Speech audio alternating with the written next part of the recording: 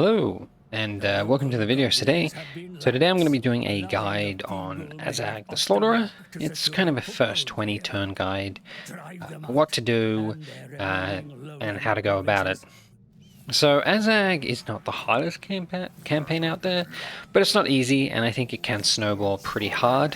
You are sort of trapped between Ostermark, the Dwarves, and then you have the Darkland factions, so the Lemurian Sisterhood, Clan Gridus, and they can cause problems themselves. So this strategy, it's as is with most of my guides, is aimed really at a sort of just a rather passive kind of newer player-friendly start. Obviously, this is a guide that is aimed at legendary difficulty, so you probably have a couple hundred hours under your belt if you are watching this video, and even if you aren't, this strategy I'm sure would be effective on most difficulties, or all difficulties. So nothing too important to do in the early game. You just fight that battle, don't manually do it, you'll take too many casualties, and just start recruiting troops. Now, I recently got the Skarsnik DLC, so one of the reasons I did this campaign is so I could try the Nasty Skulkers. What I learned from that is that each infantry unit, so just the normal Orc Boys and the Nasty Skulkers, have different matchups, and some of them, and the Orc Boys perform better at some, the Nasty Skulkers perform better at others. So I would say the main problem with the Nasty Skulkers is that they have low leadership, so they perform worse, in my opinion, against other Greenskins and the Empire. But they perform really, really well against Vampire Counts, Skaven, and the Dwarfs comparatively. Especially the Skaven. Skaven, they tend to just steamroll, and that's mainly due to the speed. They can keep up with some of the units, whereas the Orc Boys are just kind of slow, or just can't keep up. But yeah, so first goal, regardless of what units, it doesn't really matter, because you've only got a limited option on what you can recruit, but make sure you get a stack of 20 before you sort of head out to, and I'm heading towards Nagenhof. Now, I think it's quite easy, or quite natural, to push out into the Empire, but that, in my opinion, is a mistake. Then you'll have to deal with Clan Mulder, you have to deal with Drykert, and they're very difficult factions to verse, especially the Wood Elves in the early game. And so I like to focus on the Dwarves, because the Dwarves really, essentially, are the main enemy of the Greenskins. They will always be a threat, unless you're lucky, and Grimgor manages to take out the Dwarves single-handedly, but you shouldn't rely on that.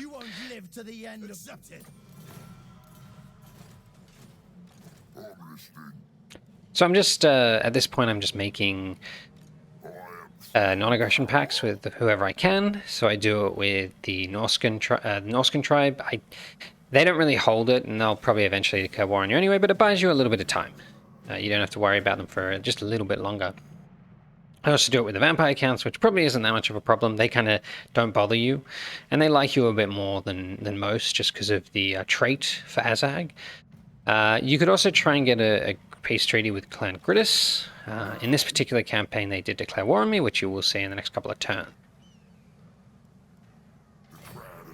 But not much to do these first couple of turns. Just keep recruiting units. It doesn't really matter which ones. I like to get about 6 archers or 6 missile units, and you can make a bunch of infantry as well.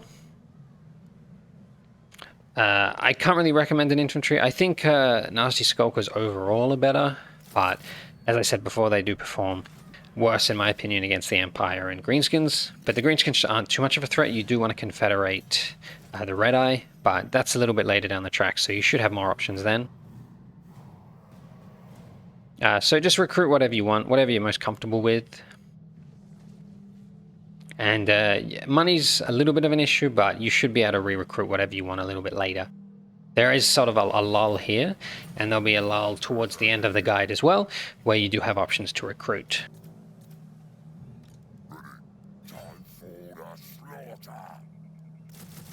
So just getting that full 20 stacks. The technology tree I go to is replenishment rate, movement speed. You can also go to public order if you want. It's not that important. I think the replenishment's reasonably important. I think movement's good. It's just a good line to go on in the early game.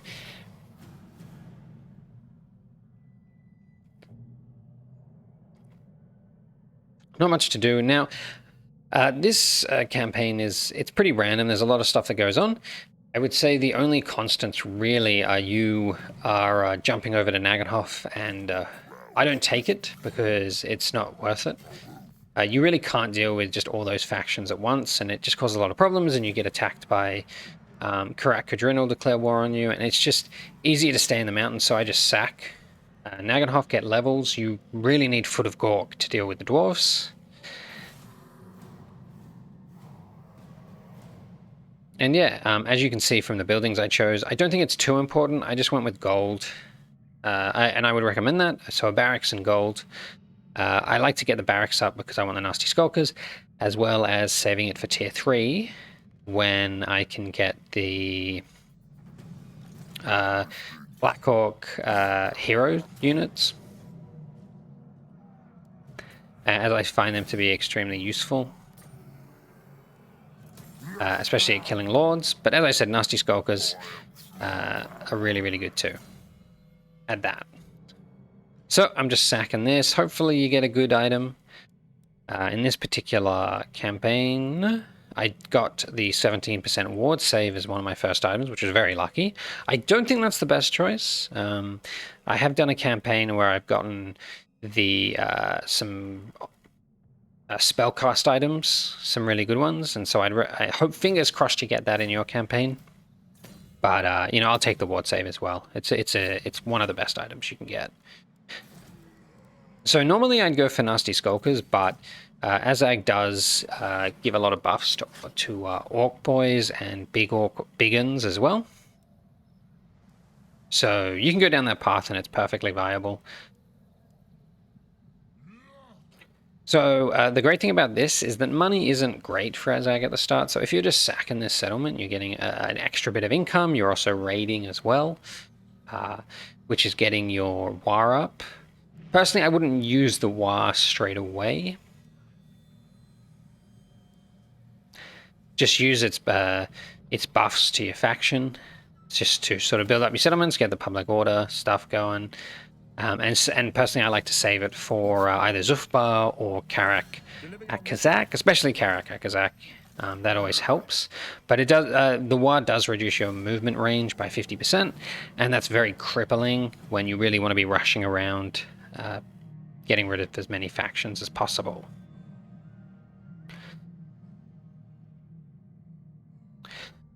So I think pretty much every campaign I've ever done with Azhag, Ostermark, an army, a full stack of Ostermark will come over to defend the settlement. I've never had trouble with it. Just use your magic effectively and as efficiently as possible. Waste their ammo if you want to, but you can win either way.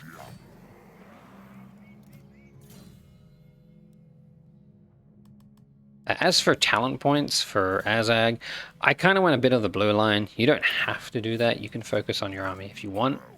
Lightning Strike isn't too important for Azhag in the early game.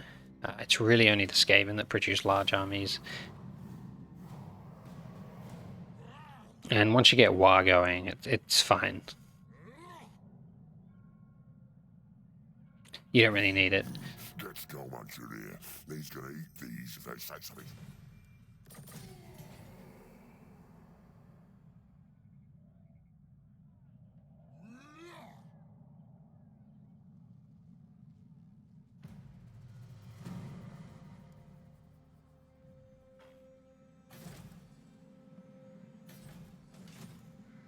Welcome, stranger. Start talking. So just then, I got Waterclad on me by Clangridis, as well as Ostermark coming over. It's the first time I've seen Clangridis be that aggressive, but I'm sure it can happen. They shouldn't be too much of a problem. They're very aggressive, but they're only really aggressive once they're close to you. So they have no settlements near me at this point, so they shouldn't be a problem, but maybe once I confederate the Red Eye or I go for the Lamian Sisterhood, they might be a problem.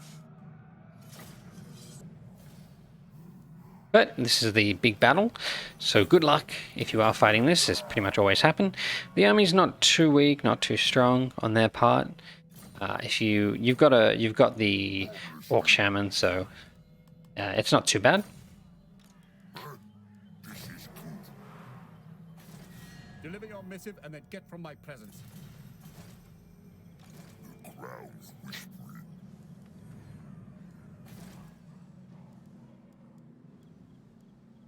So I keep looking at Ostermark, and I recommend this. Just look at the power balance. So they're a bit weaker than me. So that means they don't have more than one big army left. But that's just something to watch out for. Usually, Dryka or Sylvania will deal with them, and then you'll be able to get a peace treaty, make a bunch of money.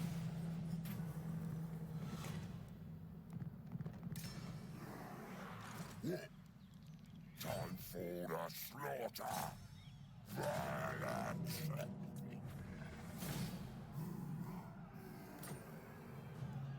Azhag. Yeah, just keep farming this. There'll be Sylvania should, or Dryka should colonize it, and then it's kind of, you got to just leave. But the longer you're here, the better.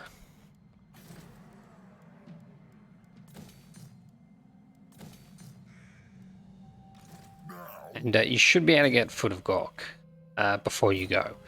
So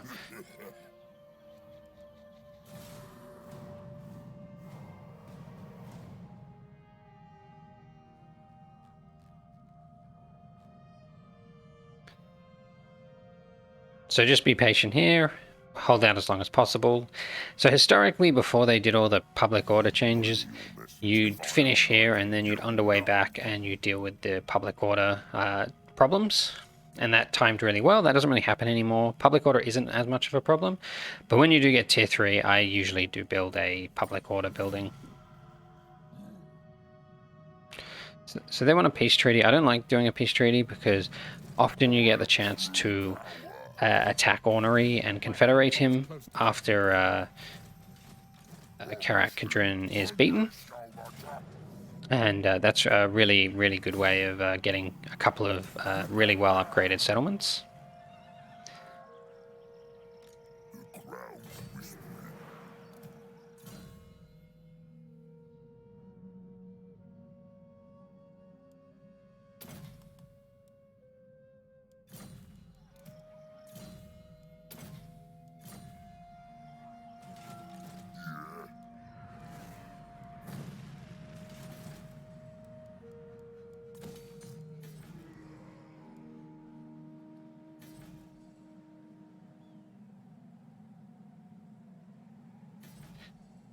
But what you're going to be doing from now is just rinse repeating the sacking of the settlement until someone takes it.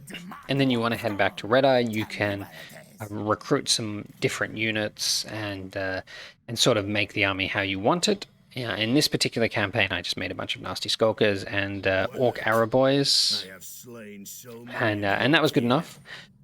But I don't think that composition's perfect. I think if you want to make nasty skulkers, just go all nasty skulkers. Don't worry about archer units. And if you make the orc boys or the biggins, then you can commit more to archers because their leadership's just a little bit better.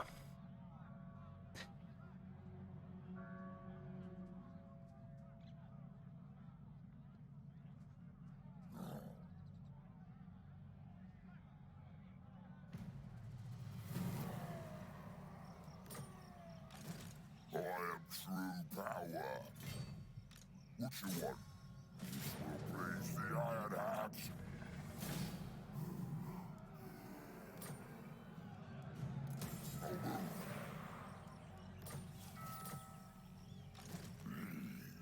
The crowd of sorcery agrees.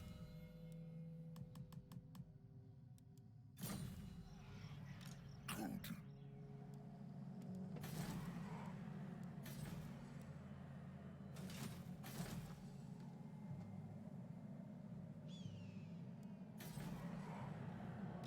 I'm listening.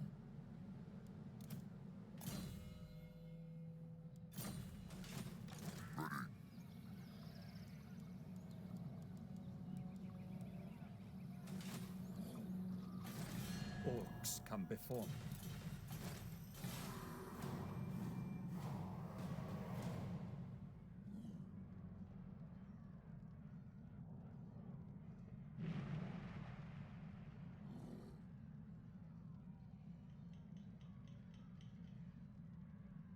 Welcome, lads.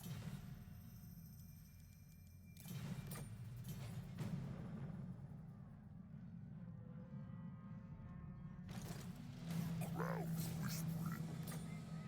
What you want?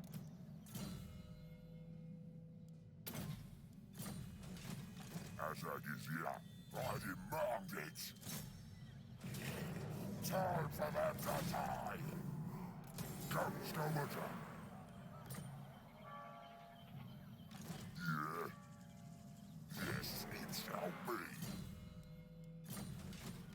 Good.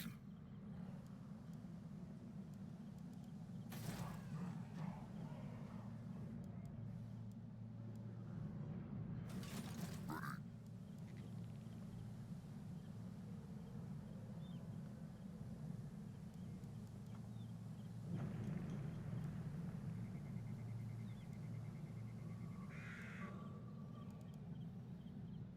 I am true power.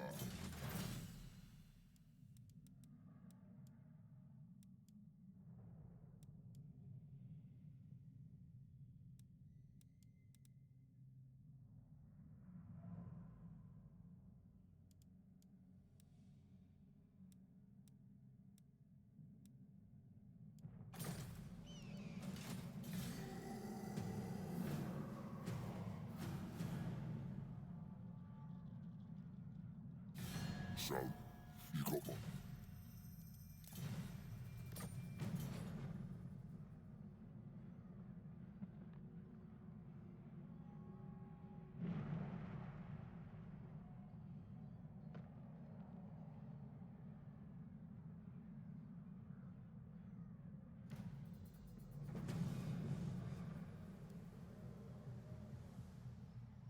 It is night. Who calls? My hand hovers close to my... Clan war! I'm listening.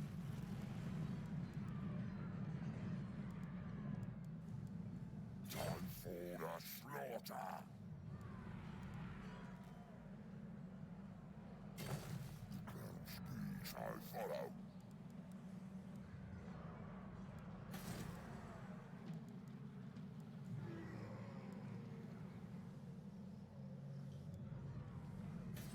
The Ice Queen.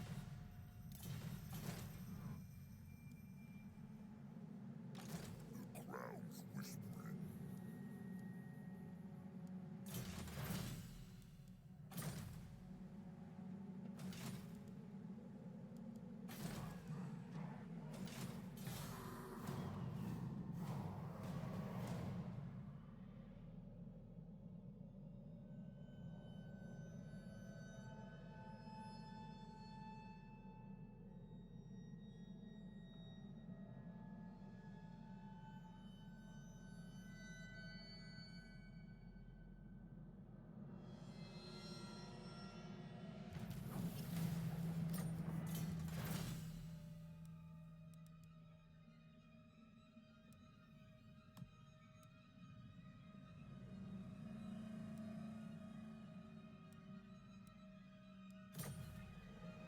Now, this is good.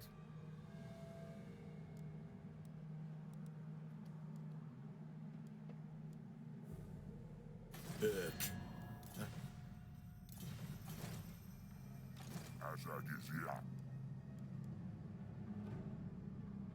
In motion.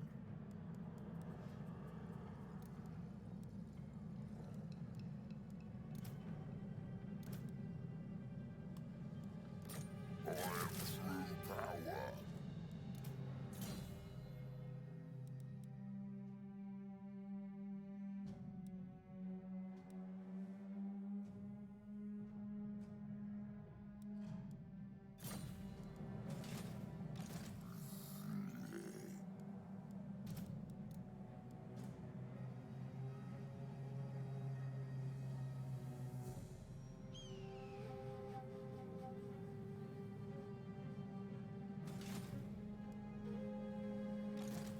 listening.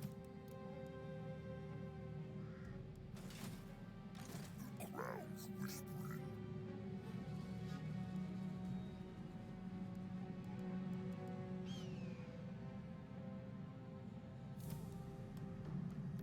Azhag is here. I am true power.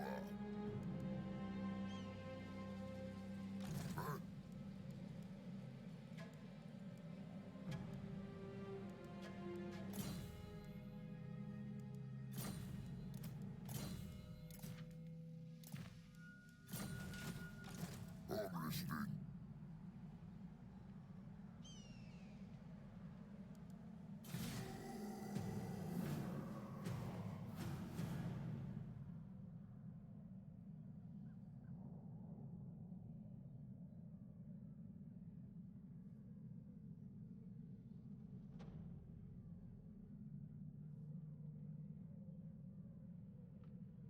This rebellion.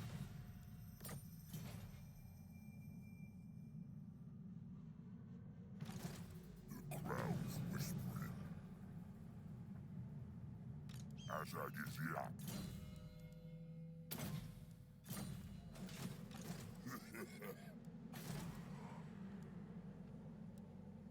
Urks, talk fast.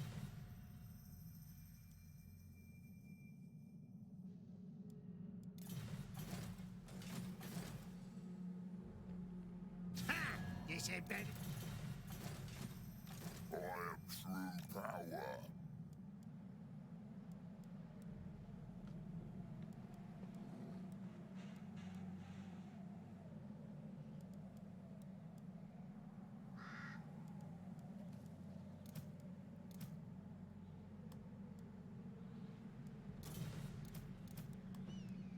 Ready.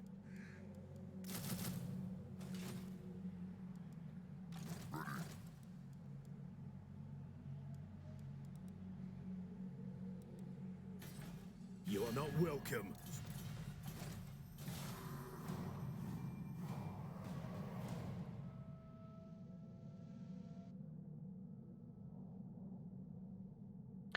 Okay, so I'm back, and where we're at is I am making the army, or optimizing it for what I wanted. Nasty Skulkers are definitely better against Karak Kadrin, and what I'm doing here, and this is the most important part, is I'm looking at diplomacy and checking to see how strong Karak Kadrin is. They always leave their capital and they head over to the Red Eye and they fight them. Sometimes they win, sometimes they lose. Regardless, you going over there and taking their capital building is imperative, as it stops them from making slayers, which are extraordinarily hard for any of your units at this point to deal with. But make sure you're checking the settlement as well. I can see that they're weaker, I can check the settlement, and I can see that there's no units there. And so I can head over there now. If you head over there, and I can't stress this enough, if you head over there too early, they'll see you, and then they'll get really defensive, and they'll total there, and it's just going to go nowhere. You can't really underway over there because they're too you just can't beat them at this point. And since I know that they've committed to the Red Eye, they're sort of out of range of reinforcing their settlement.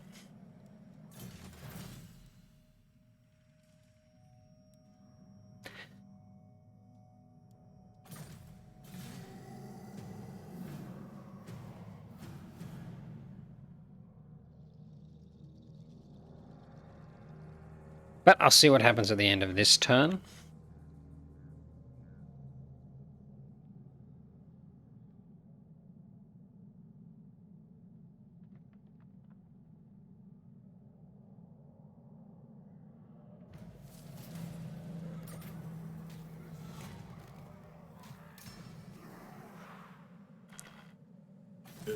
Double checking to make sure they don't have an army there, but I'd probably just go for it anyway.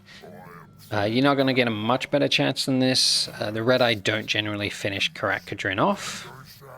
You're not at war with them, so I don't think they worry about you too much, but if they do see you prematurely, then they're probably not going to leave their settlement, and it just becomes this frustrating stalemate.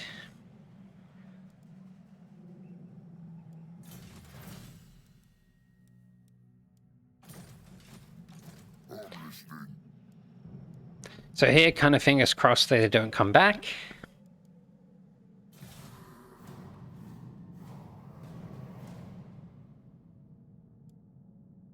As I said, looking at diplomacy, it did sort of paint a picture of they'd kind of both attacked each other. They were both extremely weakened from it. Greenskins had come out on top, which is great. Sometimes they don't. You got to finish them off.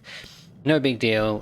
Once the dwarves only have a minor settlement, they don't really produce the troops that you can't handle. It's a lot of miners and dwarf warriors, which are pretty manageable. What you want?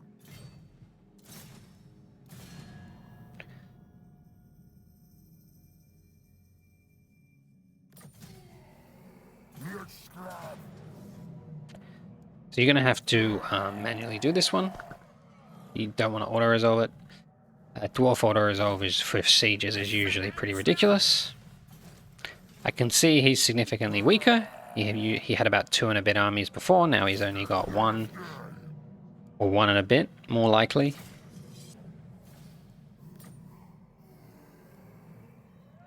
And I like to loot and occupy both, or you can occupy. It depends. If you want the gold, you want the gold. If you don't want to deal with public order, you don't want to deal with public order. But I like the gold. Greenskins have a chance to hold the current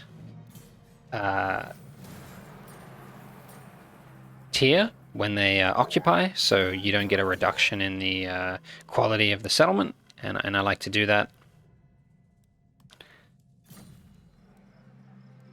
What you want? Luckily, I already had a public order building. That might not happen in your campaigns. I'm getting rid of the devastation, trying to make it as manageable as possible. But yeah, that's the main bit of this guide. Outside of this, I can't really guarantee what would happen, but overall, if you do sack Nagenhof and then you come back to Karak Kadrin, it'll work out a lot of the time.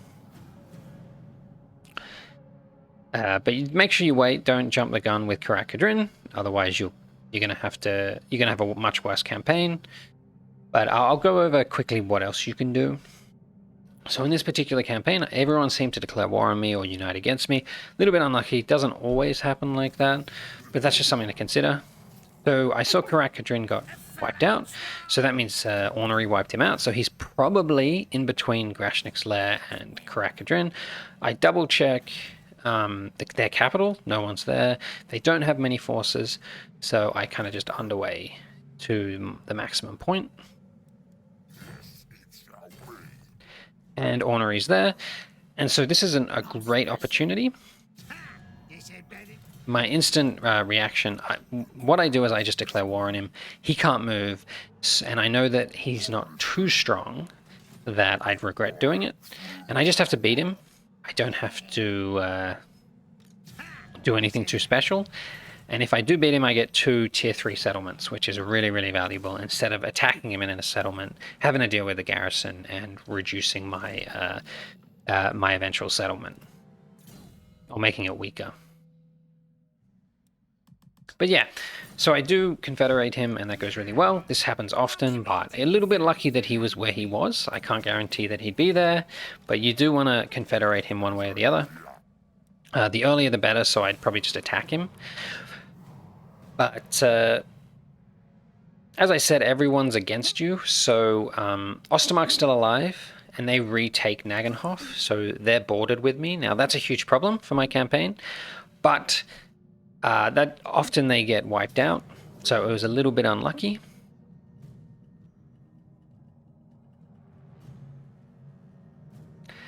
But I just ignore them, and after I confederated Ornery, I dealt the Lemnian Sisterhood united with Clan Gridis to attack me. So what I did is I attacked the Lemnian Sisterhood, and then I went for Clan Gridis. Clan Gridis are being a bit annoying, but As I said, Skaven are really bad against the Nasty Skulkers.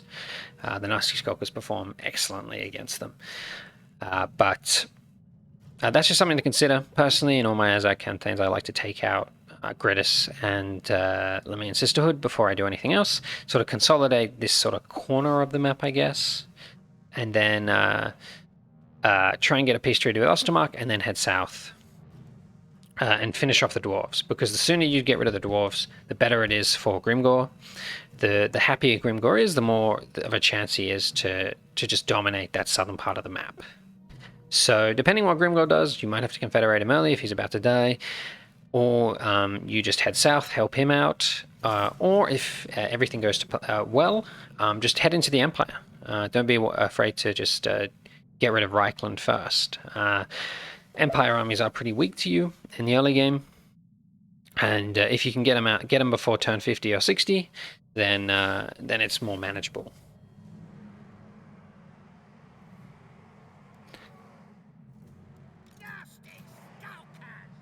Yeah, I hope you enjoyed this guide. I hope it helps in your campaigns, and I will see you in the next video. The lads are ready! Dwarf, watch out!